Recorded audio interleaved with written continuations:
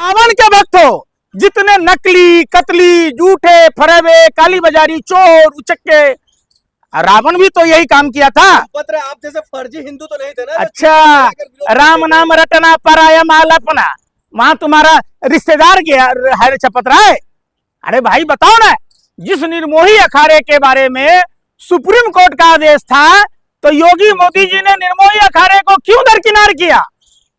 राम मंदिर के संग्राम में आप समझो, हकलाओ मत है, हकले चुप, हकला रहे हो, कितनी दवाली खाते हो यार, तुम तो ऐसे बेचैन हो जैसे कुत्ते के पूंछ पर लात रख दिया हो। भरोसा नहीं तो सुप्रीम कोर्ट। अरे यार फिर वही बात, क्या फिर वही बात, बदनाम करना पहली बात आप बंद कीजिए। आप लोग शर्म है?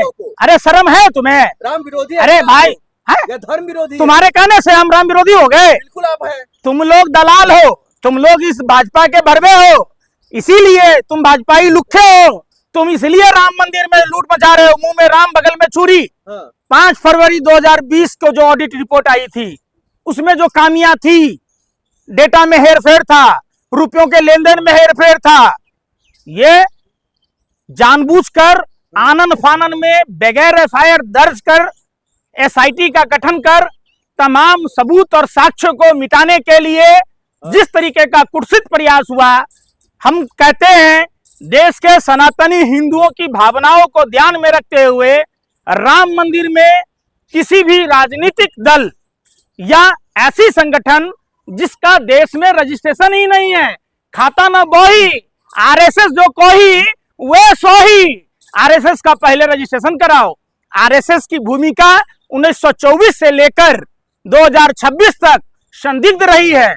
1924 में जिस संस्था का निर्माण ही हेडगेवार ने अंग्रेजों की दलाली और मुखबरी के लिए किया, जिस संस्था का काम देश के क्रांतिकारियों के खिलाफ गवाही देना था, जिस संस्था का काम क्विट इंडिया मूवमेंट का विरोध करना था, जो संस्था अपने कार्यालय पर 2002-3 तक तिरंगा झंडा नहीं फहराया, जो बाबा साहब अंबेडकर का विरोध करता था, जो भारत के संविधान को नहीं मानता था, ऐसी संस्था देश के लिए कल्याणकारी नहीं हो सकता। आप राम भक्त चंपत राय पर सवाल खड़ा किया यार, फिर अब देशभक्त आरएसएस मोहन भागवत। यार सुन लो यार, तो इसका मतलब तुम रामायण नहीं जानते हो। माँ सीता को अगर रावण ये भगवा पहन के नहीं जाता, अपने राशि पोशाक में जाता, तो क्या माँ सीता को दिग्भ्रमित कर पाता? क्या उनका अपहरण हो पाता? आज कलयुग में माँ सीता का संदेश हिंदुओं को साफ और स्पष्ट दिखाई दिया। चंपत राय रावण है? क्या है? क्या है उसको मानोगे? भक्त है वो। अरे भाई, राम भक्ति के नाम पर, हिंदुओं के नाम पर मंदिर में लूट करने वाला, डकैती डालने वाला राम भक्त होगा क्या? अगर वो राम भक्त होता, सबकी संपत्ति पॉलीग्राफ टेस्ट करा के देख लो, उसका मास्टरमाइंड कौन है? चपत राय तो छोटा सा प्यादा है। अगर वो गलत हो, अरे यार सुने रे, अरे भाई जेल में कौन डालेगा? चोर चोर मुसेरे भाई, देश का कानून। अरे भाई कोई, अरे यार सुनने रे, डालेगा। हो गया ना तुम्हारा, हो गया नाचाना गाया। हम कह रहे चपत राय का कोई योगदान है राम मंदिर संग्राम समिति में? नृपेंद्र मिश्रा उस समय अधिकारी था जिस समय कार्यसेवकों पर गोली चली थी, ये तो पता है तुम्हें। क्या कौन सा सस्ता नशा करता था ये लोग कि कार्यसेवकों के हत्यारे, हिंदुओं के हत्यारे को राम मंदिर में बैठा दिया? क्या उन लोगों को, जिन लोगों की जाने गई प्रभु श्री राम के मंदिर के निर्माण में, तो क्या उनकी भावनाएं आहत नहीं होती होगी? तो क्या इन लोगों को फांसी पर चढ़ा दे? बिल्कुल बिल्कुल।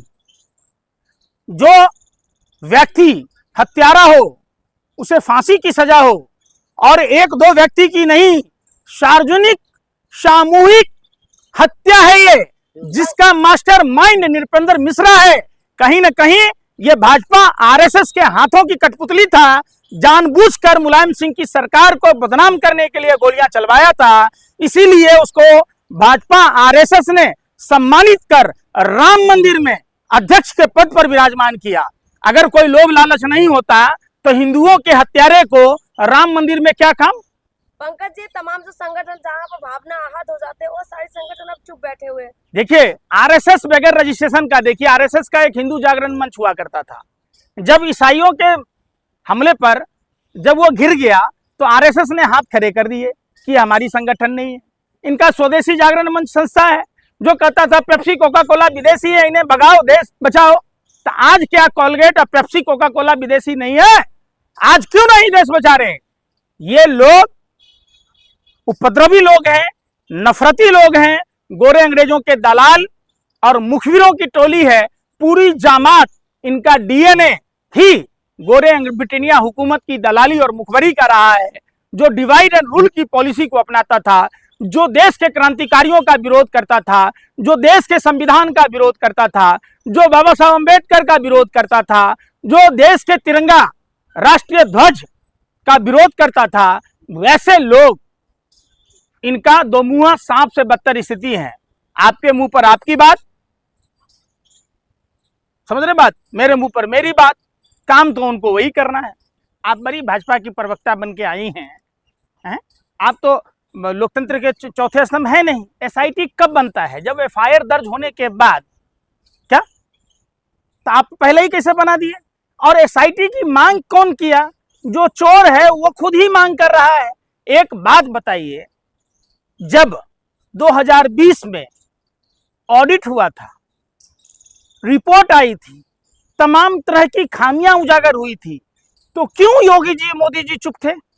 सुप्रीम कोर्ट का आदेश था कि निर्मोही अखाड़ा के देखरेख में मंदिर का संचालन का काम होगा, तो क्यों विश्व हिंदू परिषद के अंतर्राष्ट्रीय उपाध्यक्ष चपत राय को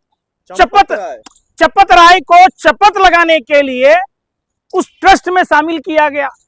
ये जवाब योगी जी मोदी जी दें। जिस मुलायम सिंह सरकार को भाजपा आरएसएस बदनाम कर रही है, उस समय अधिकारी रहे उस सरकार में नृपेंद्र मिश्रा। अरे भाई, आप अगर हिंदुओं के इतने हितैषी थे तो आप नौकरी से रिजाइन कर देते। आपने हिंदुओं पर, कार सेवकों पर गोलियां क्यों चलवाई? और जिस व्यक्ति नृपेंद्र मिश्रा के हाथ हिंदुओं के खून से रंगे हैं, कार सेवकों के खून से रंगे हैं, उसको मंदिर में संचालन कमेटी में आपने क्यों रखा? चंपत राय को क्लीन चिट मिल गया। यार क्लीन चिट दे दो, आप ही कातिल हो, आप ही मुंसिफ हो, तो फिर एसआईटी का ड्रामा क्यों कर रहे? अरे भाई बताओ ना। आपको देखिए क्या है, गाल वाली जीत गया, माल वाली हार गया। देश के सैकड़ों करोड़ हिंदुओं के आस्था का जो सवाल था,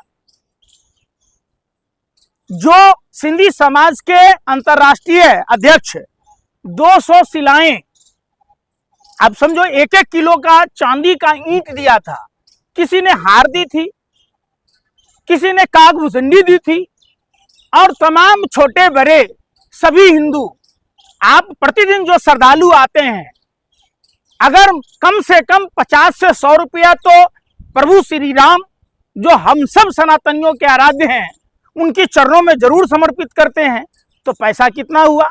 भक्तों की संख्या बढ़ती गई, बेतहासा रिकॉर्ड तोड़ता गया, लेकिन चढ़ापे में बेतहासा कमी आई, तो यह पैसा आसमान खा गया, जमीन लील गया कि हवा में गायब हो गया। भाई क्लीन चिट से खुश नहीं है यार। 105 से अधिक 10 सालों में एसआईटी का गठन हुआ, एक भी एसआईटी का रिपोर्ट आप हमको बता दो। एसआईटी क्यों बनता है? जो सत्ताधारी दल, जिनके जानकार, जिनके करीबी पुलिस अधिकारी होते हैं, एसआईटी में आके लीपा पोती किया जाता है, लीपा पोती करने के लिए। आप अगर इतने ही संवेदनशील होते, इतने ही निष्पक्ष होते, तो आप सबसे पहले एफआईआर कराते। ये घटना काफी दिनों से चल रही थी। मतलब बिना सबूत का, बिना तथ्य का किसी भी इंसान पर एफआईआर दर्ज करवा। अरे तथ्य तुमको क्या देगा? अरे भाई, भैंस के आगे बीन बजाए भैंस रहे पगुराई। तुम जैसे दलालों के आगे तथ्य क्या काम करेगा? 5 फरवरी 2020 को एक निजी ऑडिट कंपनी ने जो तथ्य सामने रखे, तो क्या वो तथ्य काफी नहीं थे? आज 2026 हो रहा है, 6 साल तक आप क्या कर रहे थे? झुंझुना सबूत है जो अरे यार सबूत करवाया या चोरी किया, अगर उसमें पारदर्शिता, अरे यार सुन तो लो यार, सबूत रहने दिए तब ना। जब तुमने अगर 200 ईंटों के अगर रसीद दिए होते तब ना सबूत होता। हाँ, हीरे जवाहरातों से जरे हुए जो हार थे काग भसुंडी के अगर रसीद दिए होते तब ना।